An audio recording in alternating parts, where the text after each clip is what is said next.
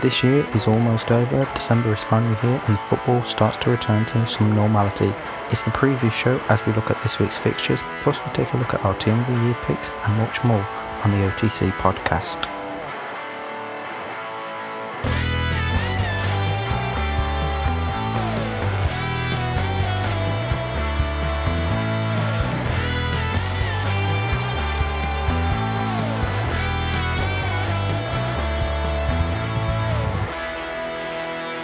Hello and welcome back to OTC podcast with myself, Regan Walsh, and my co-host Bradley Morris. How are you today, Brad? I think the life of this week is absolutely trying its best to knock me down as much as possible. Yeah, understandable, especially with the news that came out earlier on this week about the Aston Villa game that was supposed to happen this Friday. And again, that's a good thing.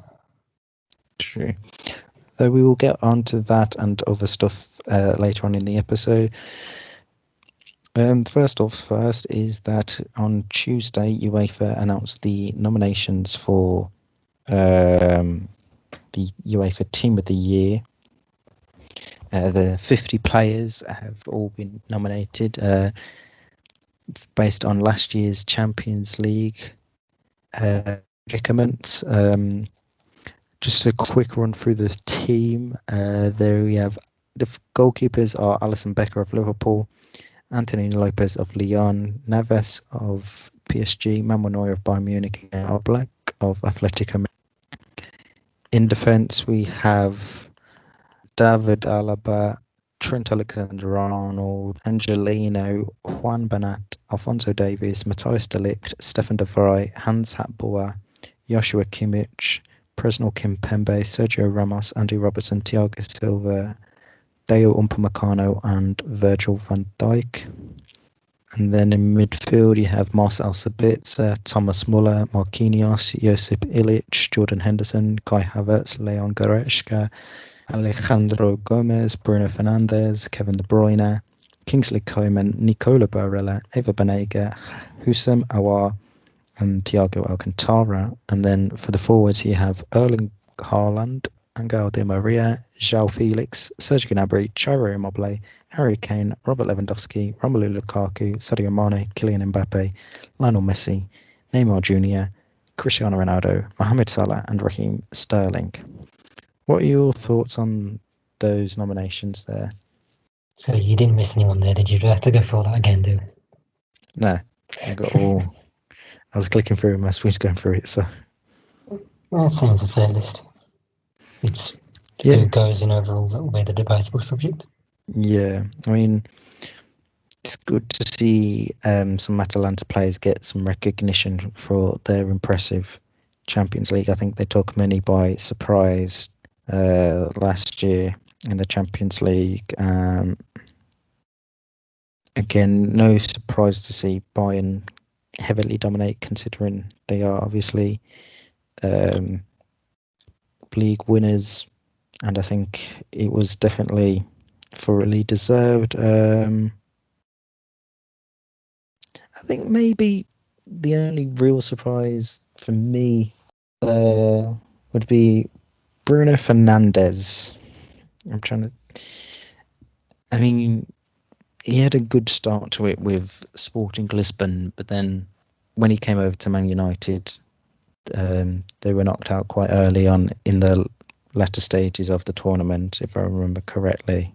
And then probably the other one would be Lionel Messi. I mean, I mean, technically you have to include Messi because it's Messi. But I have the answer. Go on. I mean, they're in there because they're performing amazing carry jobs for their football clubs. Yeah. I mean, how many goals did Messi finish with in the Champions League last season? I can't remember. Oh, no idea. So I'm trying to think. Like, he didn't seem to have that standout of a year. Maybe because Barcelona just finished the tournament so badly. That's why no one seems to remember the way of Messi finishing it. Because obviously, the big two goal scorers obviously were Lewandowski and Erling Haaland getting all the goals. So I'm trying to think. Like, for me, it just didn't seem to be like a messy year. Apart from that, it's going to be interesting to see who does get the final 11 teams. Though fans can go onto the UEFA website and vote for it themselves via a selection. All you got to do is choose the formation and then choose out of the 11 players, out of the 50 nominations, who you would want to finish in We've the selected 11. We've selected our own. Yes. I think we're in a bit of agreement with. I think a lot of the players it's going to be quite easy. So, should we start off with the goalkeeper, or should we do front to back? I'll have to go goalkeepers. Yeah, I think goalkeeper for me, no hard choice, has to be Manuel Neuer. Yep. I think he was definitely an easy choice there, considering how great of a season he had, and he was really the shot stopper in goal. Defense, I think you've got to include. It's one where this could actually be heavily Bayern dominated, but thoroughly deserved. I think you've got to include Alaba, Alphonso Davies, Kimmich, and then I think it's the fourth spot that's open. Would you agree on those three so far? That sounds right. It's not just say my four. Go on. At right back, I have Joshua Kimmich. Mm-hmm. Left back is Alphonso Davies. Mm-hmm. And my two centre backs are Alaba, and I've also gone for Van Dijk. Yeah. I wasn't really just taking Champions League into account with a lot of this. Think is though. I'm trying. I feel like Bernat and Kimpembe and even Thiago Silva have got to have a look in. I think I'm more leaning towards Thiago Silva as a fight for Van Dijk, but I think I will have to agree with you going with Virgil van Dijk as the finish of the four. Midfielders, I think Thiago for what he did at Bayern. Yep. I think Goretzka has to go in. Yep. And then... So I think you'll disagree with me on this one, but... I think De Bruyne has to be the last choice. Yeah. That's my three.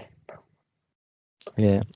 It's a toss-up between De Bruyne and Thomas Muller, but I think De Bruyne just about edges it for me. And then strikers three, Erling Haaland, Robert Lewandowski, and then I think for me it'd be either Serge Gnabry or Harry Kane. Kane? He is it? Yeah, he finished joint fourth top scorer along with Dries Mertens, Gabriel Jesus, Depay, and...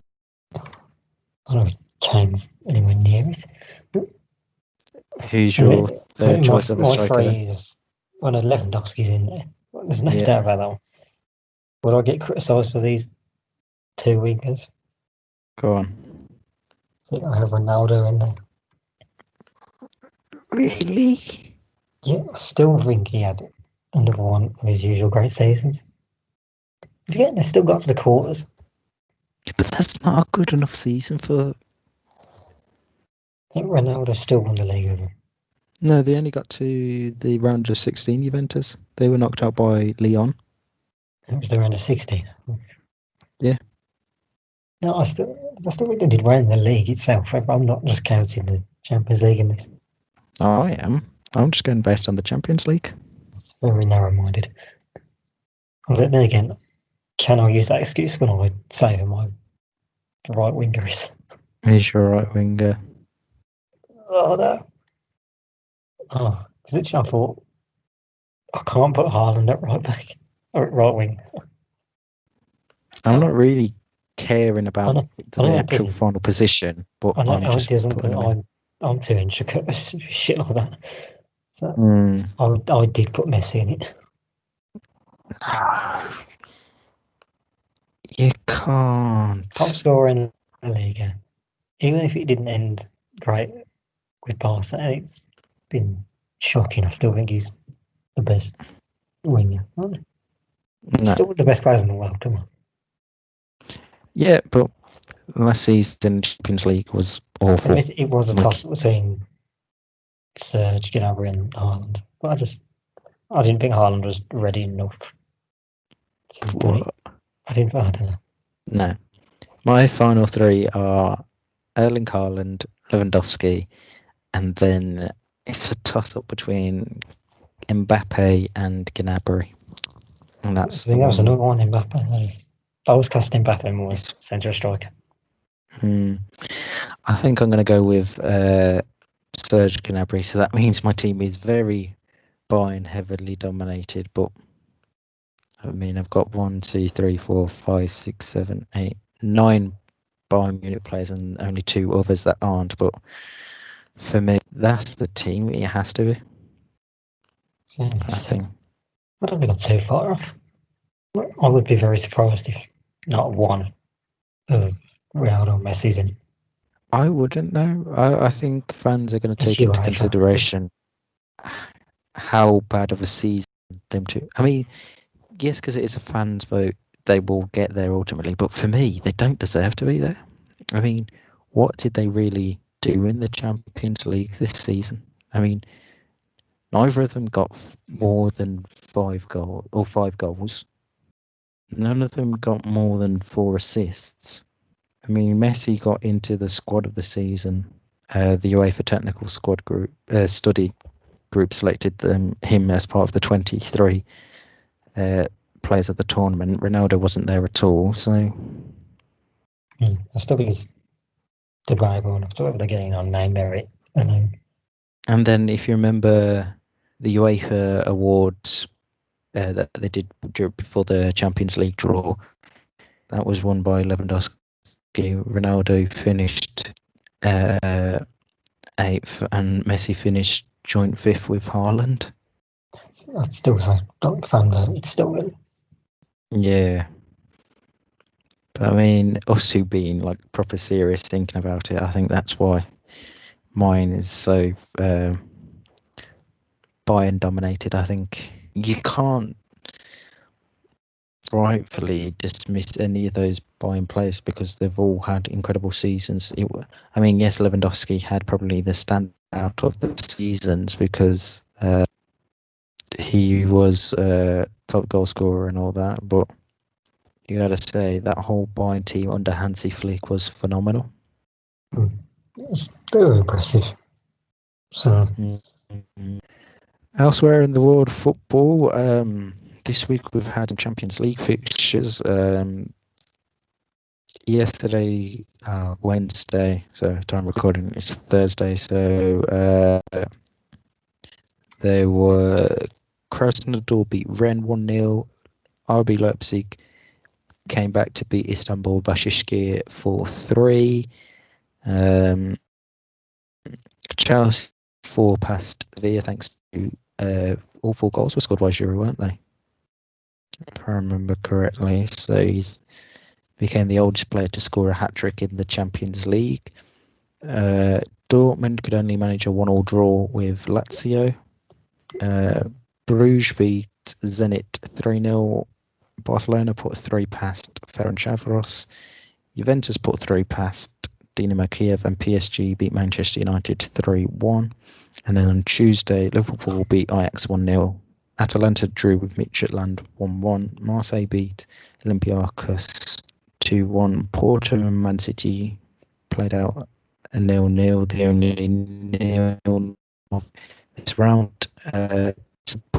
3 past Middlesbrough winning 3-2. Atletico Madrid drew with Bayern Munich 1-1. Shakhtar Donetsk beat Real Madrid 2-0, and Salzburg beat Lokomotiv Moscow 3-1. So we've got one match day left in the Champions League, and you got to say some of the groups, especially the so-called group of death at the start of it, Group H, is going to come down to the wire as to who can progress. Looking at it, United currently top on 9 points, but with a better goal difference. PSG sits second, also on 9 points with a goal difference of 3, so that's 3 goals behind Manchester United. And then RB Leipzig are third, also with 9 points, but with a goal difference of -2. The final game, match day in that, we'll see Man United take on RB Leipzig, and then Istanbul Başakşehir play PSG next Tuesday. It's going to be very interesting to see who finishes in the top 2 and who advances. Who would you say goes through out of them 3 teams there? It's definitely not Man United if there's anything to go. Yeah, though I think the big helping hand for United looking into that game is they won't. Leipzig won't have Upamecano available because he's suspended after accumulating 3 yellow cards in the previous matches, so he's out of this game. And are we mentioning the other bonus of Man United being invited their walking red card as well? Well, yes, Fred will be unavailable after he picked up a second yellow card. If it was ever possible for a player to be sent off twice, it was him last night. Though for me, I think I just love the trending page. I thought was how is Fred? Yeah, it's just how is he still on after the headbutt? Crazy scenes. Though I don't think United will make too many changes. Look from their squad yesterday. Obviously, Fred won't be able to play, but I think Donny van der Beek will come in, and then I think maybe Cavani will be resting. Then they'll put Marshall back up top, and then bring on Greenwood on the left wing. But I think United will probably be slight favourites, knowing any sort of result apart from a loss will be good enough for them to go through based on the superior goal difference compared to the other 2 teams. Also, you got to say, group, I think it's B, yes, between Borussia Mönchengladbach, Shakhtar Donetsk, Real Madrid, and Inter Milan is definitely the group games to be watching this week. Who bet on that one? Yes, so these games are on Wednesday. Real Madrid play host to Mönchengladbach, whilst Inter host Shakhtar Donetsk. As it currently stands, Mönchengladbach and Shakhtar Donetsk are going through with 8 and 7 points respectively. Then Real Madrid are currently third, and then Inter Milan are bottom. The way Shakhtar are ahead of Real, despite having a worse goal difference, is they've beaten the teams below them in the group. I mean, could you imagine 13 times Champions League winners Real Madrid dropping down into the Europa League, or even worse, not qualifying at all? It's possible for Real Madrid and PSG to be in that competition next month. Fantastic. Yep, 2 of the biggest clubs in the world be in the, and Atletico Madrid can still drop down into it as well. Amazing. Just in the 1 year at Arsenal, look like they could actually win it. They come Real Madrid, PSG, and Atletico Madrid decide. Oh, sorry, lads. Yeah, it's not your year, because Atletico Madrid play Salzburg, and they need a win or a draw to progress, because if Salzburg win, Salzburg will finish 7 points whilst Atleti have 6. So it's definitely going to be a very interesting match day coming up next week. I don't want to predict any winners early on because it's anyone's games. And to Premier League now, as we said earlier on, Aston Villa's game against Newcastle, which was scheduled for Friday night against at Villa Park, has been postponed due to an outbreak of coronavirus cases at Newcastle's training ground this past week.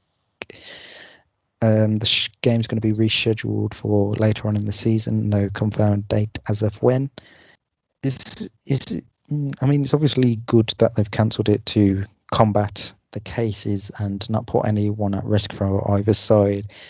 But it's going to be a bit frustrating, really, as a Villa fan. You'd say this is probably one of the chances to get back onto a little groove of fixtures, and it's probably one of the easy winnable fixtures this week. Well, I see. It would have been. I find two positives in this.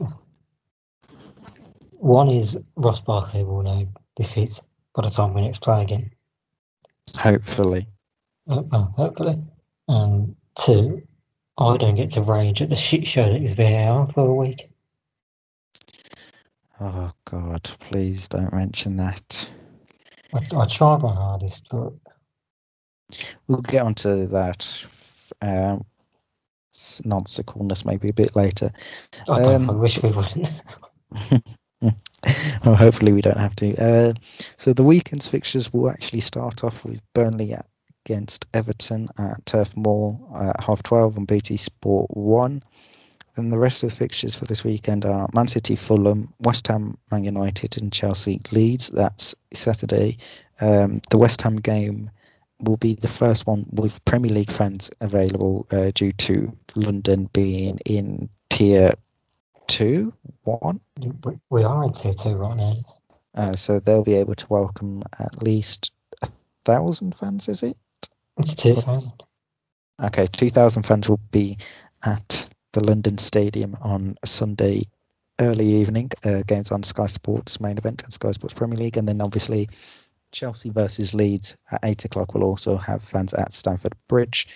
And Sunday's fixtures start off with West Brom Crystal Palace, then Sheffield United Leicester. No fans will be at either of those two games due to their tiering system in the United Kingdom. And then the last two games on Sunday will have fans, which is the North London derby between Tottenham and Arsenal, and then we finish Sunday off with Liverpool versus Wolves at Anfield. And then to round off the weekend's fixtures on Monday night is the sort of a South Coast derby, though it's not a big South Coast derby, is Brighton and Hove Albion welcoming Southampton to the MX Stadium. Got some interesting games this weekend, you got to say. That's the odd one. I just think fans coming back in general add to it so much, considering everything that I saw last night in the Championship games. Yeah, it's definitely so good to have fans finally available back at games. Speaking to you as someone who has a light support for Lewisham Town, some of their scenes were quite lovely to see.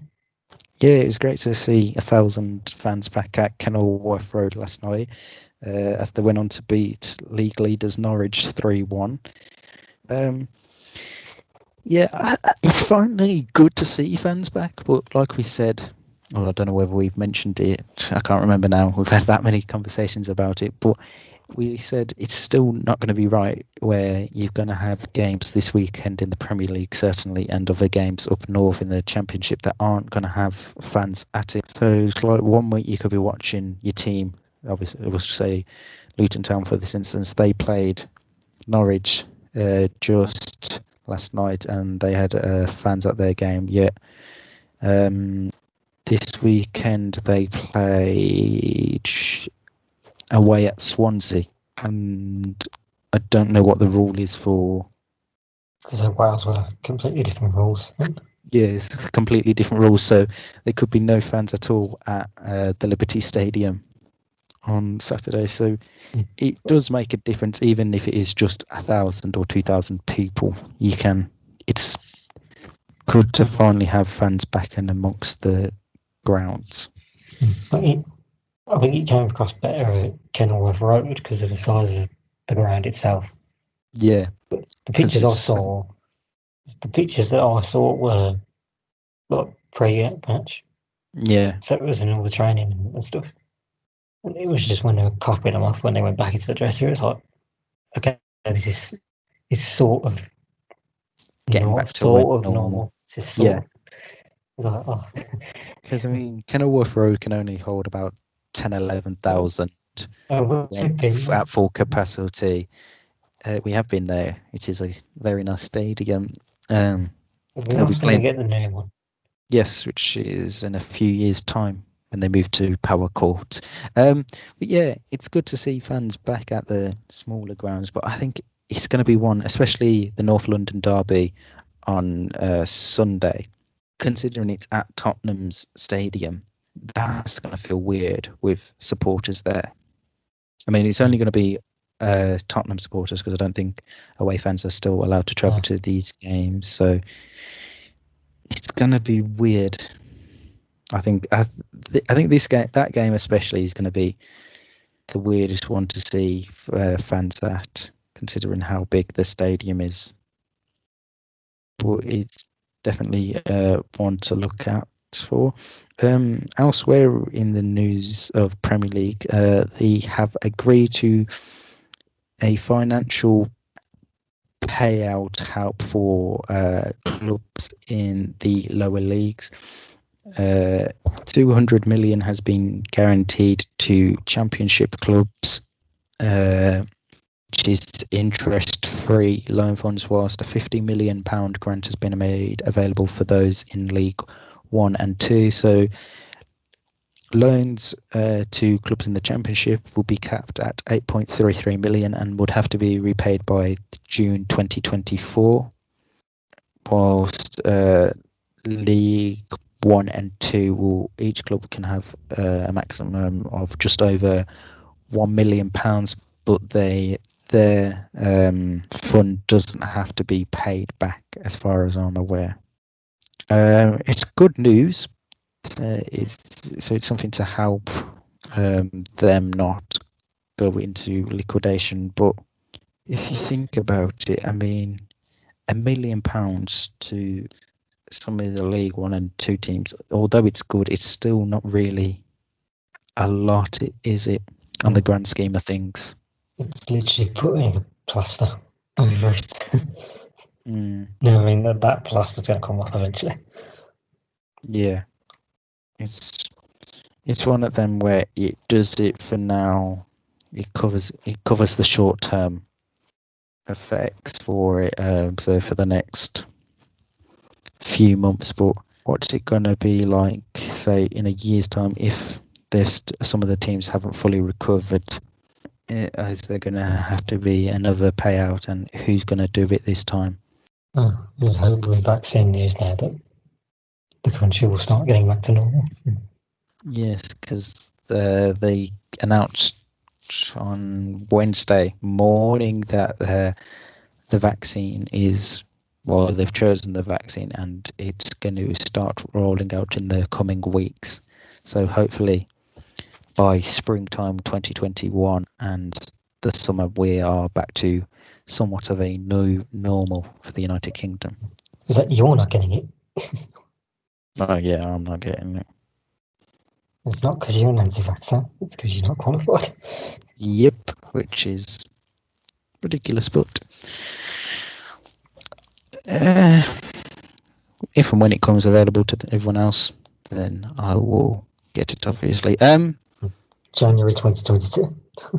Oh, Jesus Christ. With this right. government, yes. Yeah, well, Jesus Christ. Let's not talk about them. So obviously we talked about VAR a little bit earlier. God, and let's talk about the government, please. after the malarkey at the weekend, with the Aston Villa West Ham game, for the ludicrous offside called on Ollie Watkins, if I remember correctly. The way that they showed the lines on the TV was ridiculous. I know they say not to look at the lines directly because it's not correct, but you got to say the whole. I'm trying to maintain Zen mode here, and you're. The whole of it was a disgrace, and for me, I came up with. I was talking to you about it the other day.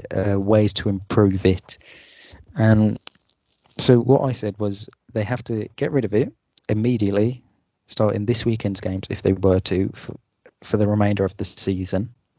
Offside calls now should stay with the linesman. None of this pedantic, it was a millimetre, his big toe was offside, or his shoulder cap was offside. Just shoulder blade, not shoulder cap. Shoulder blade was offside.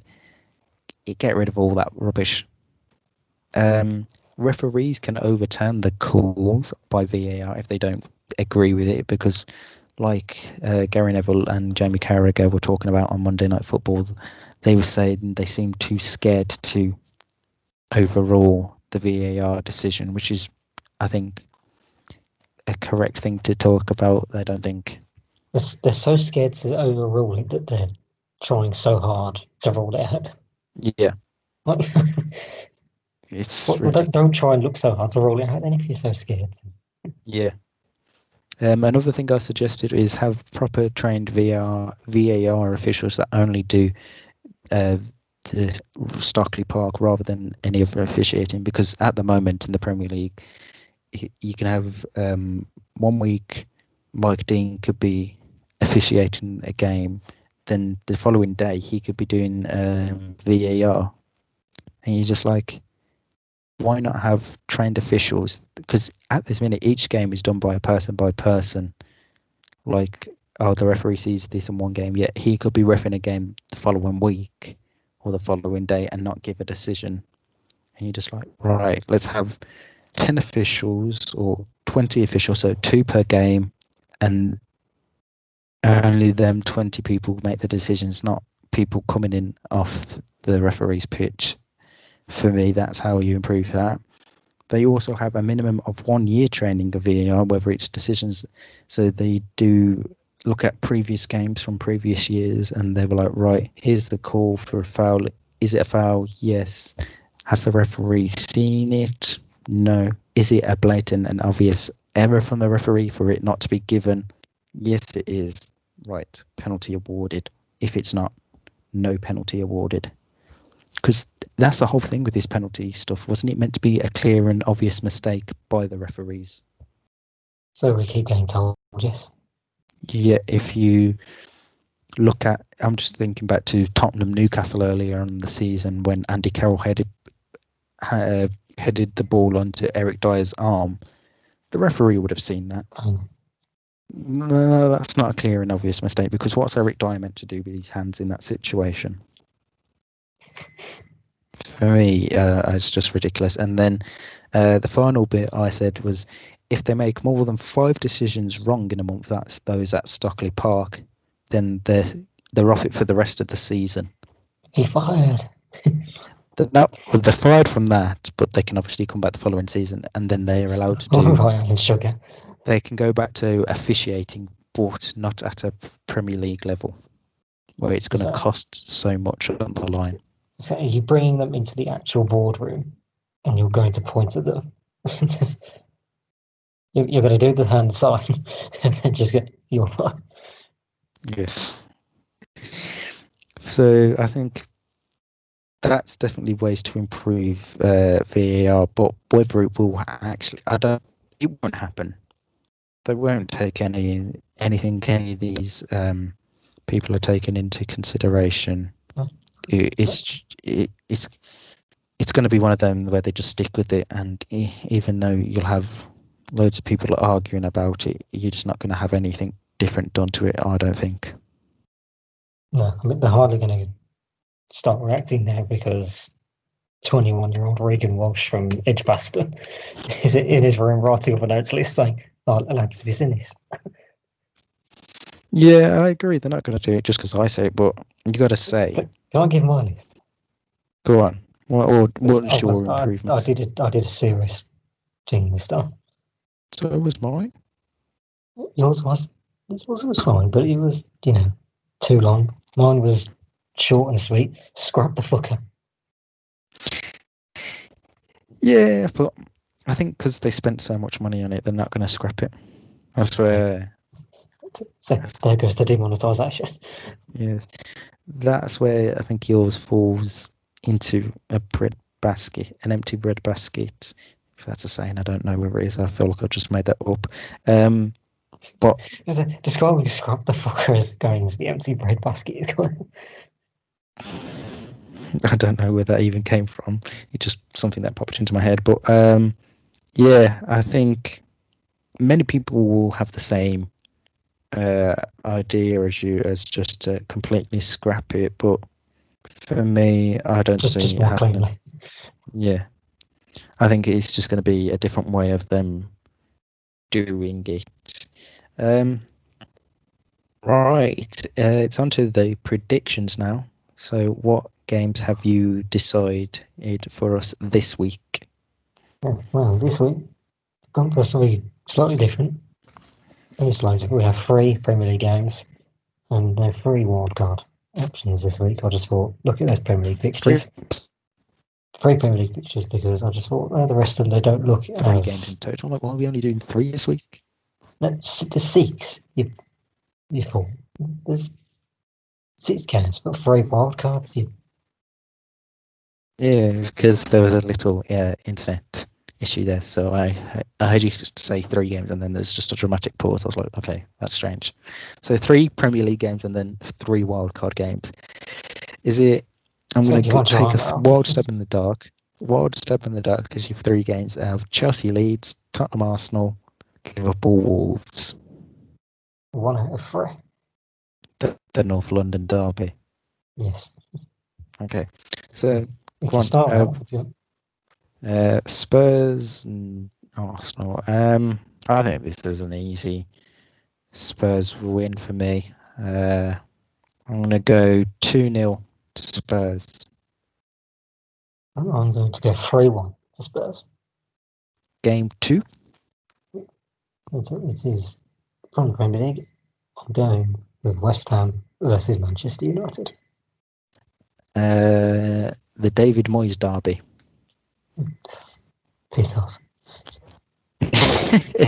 There's only one manager derby in football.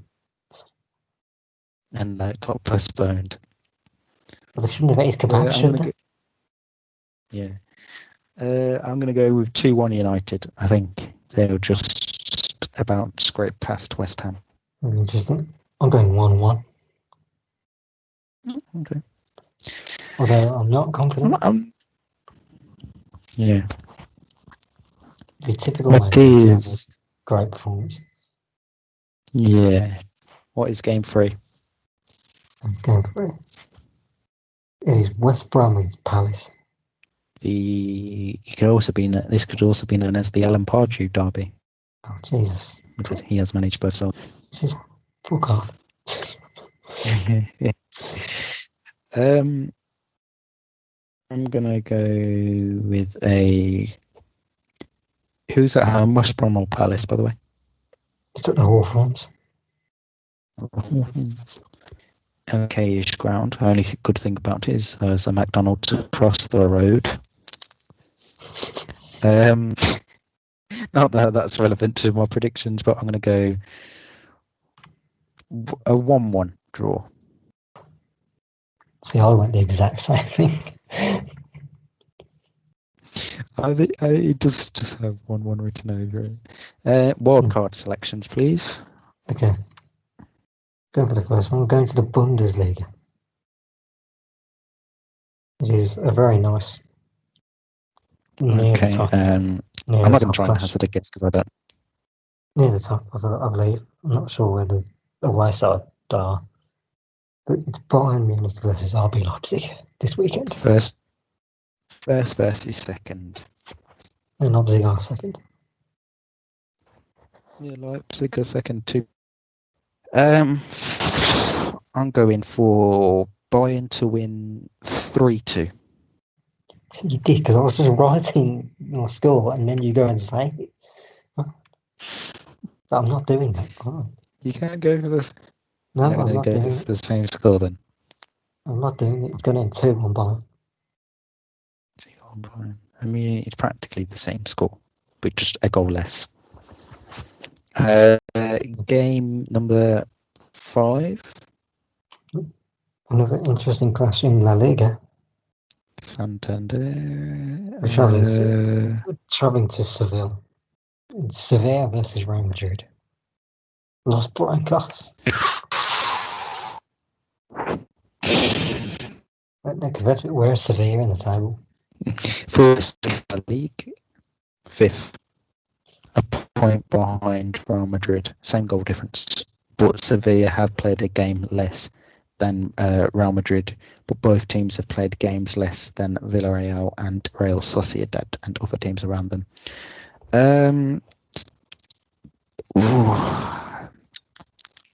I think Sevilla win this 2-1. I've also gone 2-1, but I've gone to Real Madrid. Interesting. Game 6. I feel like I'm talking about the NBA here. Game 6.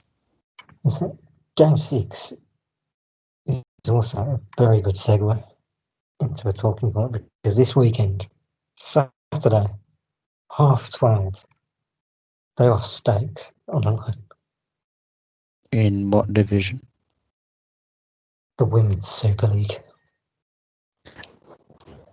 Oh yes, my mind was completely frozen there. I don't know why I was thinking he was going to go Italy or somewhere in Holland. This is Aston Villa women Thanks. versus Manchester United women. It's an OTC derby. Yeah, OTC derby. I am going for a 4-0 Man United win. You bastard.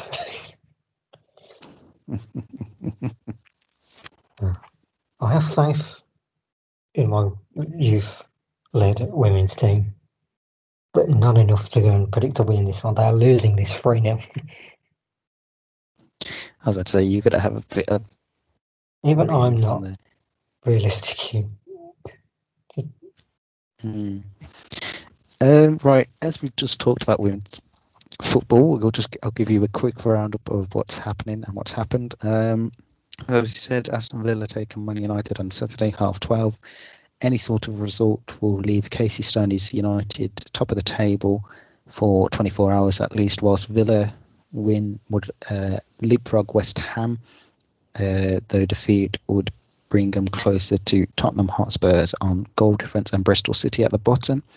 Sunday sees Chelsea take on West Ham at 12:30, then Reading play Bristol City, Tottenham play Brighton and Hove Albion, Arsenal play Birmingham City, and then the weekend's fixtures are rounded up with Everton taking on Manchester City, which will be available on BT Sport 2, and the other game that's available on TV is Chelsea versus West Ham. That's on BBC iPlayer. All of the games are on the FA Player. We've had the international break in women's football, so we've had the Netherlands finished with a perfect record of 10 wins after they beat Kosovo 6-0 on Tuesday night. Hat-trick from Katja Snoeis and then goals from Lieke Martins. I've completely forgotten who scored the other goals, and that's really bad of me, considering I fucking watched the game. Jill Roord brace with the goals to help Serena Wiegman's side finish with a perfect 10 wins out of 10. We've had multiple teams also qualify for the Euros next year, including Iceland, Spain, I think are on the brink. Iceland, Belgium have definitely qualified. Northern Ireland and Russia are in the playoffs, and Finland and Portugal have guaranteed top 2 finishes. I was going to say about Northern Ireland, because that was something that I was talking about in lectures earlier in this week. Yes, they beat Faroe Islands 5-1. So England are obviously guaranteed to be there due to being hosts, and Northern Ireland are another home nation that will be in the playoffs. However, Scotland will not be at the tournament after they lost to Iceland or Finland earlier in the week, and Wales also won't be there due to where they are in their group.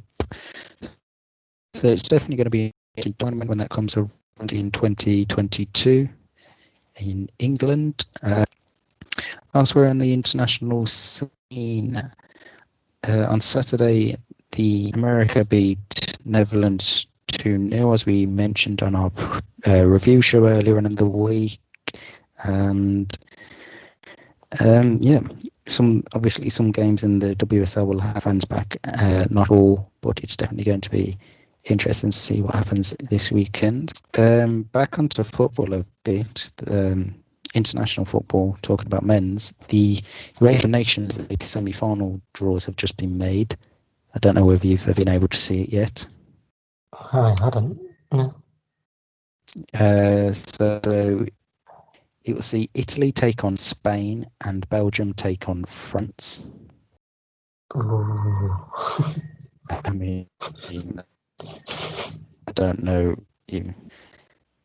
That will be played next March, I think, if I can remember correctly. Going to be two very good games. All four teams are obviously four of the best, and that's why they are there. I think that is all the football talk, unless we've missed anything. But I don't think we have. No, there's. Obviously, we'll be back at the start of next week with our review show of our having a look at the Premier League fixtures in full and how we got on in the predictions league. Hopefully, we can have a better week than we had last week, where we both, I think, Brad got 2 extra points and I maybe got 4 extra points last week. So hopefully, we can do a lot better. Until then, make sure if you're listening on YouTube, you are subscribed to the channel. Give us a like. Let us know anything you want to talk about in the comments, and make sure you follow us on Twitter and Facebook. And until our review show later on in the week, we will see you soon. So it's goodbye from me and goodbye from my co-host Brad, and we'll see you soon.